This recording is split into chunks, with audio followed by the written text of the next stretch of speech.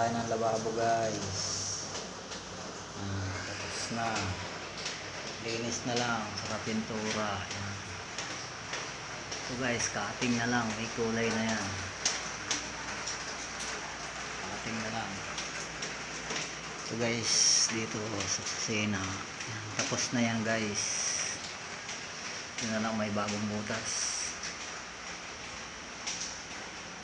Nagpadaan ng aircon kaya nagbutas doon abang sa aircon. So tapos nito guys, yan na lang repair sa yun. Dito naman tayo sa kabilang kwarto. Dilim. Uy. Yan, tapos na to guys, finish na. Ito yung ginawa natin guys. 1 week na tayong nagpintura. Lababo, palit ng tiles, lababo. Linis na lang, linis. Kunting retouch. Tapos na to guys, sa Lunes tapos na. Kasama na linis. Yan guys, pipinisin na natin ngayon yan, pati ang wall ng CR. Saka ito, finish na ito guys. Cutting na lang doon sa kisame. Dating kulay kasi ito guys, blue. Blue at saka yellow. Ay dilaw, ay green pala, green. Ngayon okay na.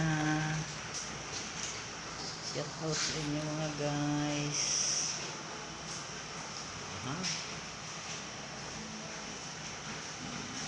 Yan lang. Tapos na.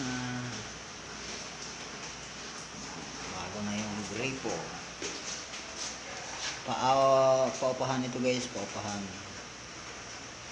2 kwarto. Ito yung 1 kwarto. Yan, ito yung isa. Tapos ito yung 1 kwarto guys.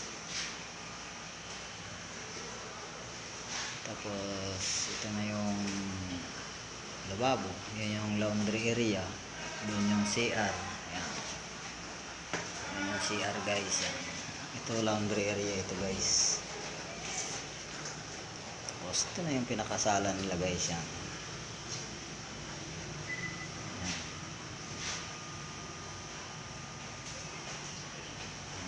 Shout out sa inyo mga guys. Hanggang dito na lang tayo.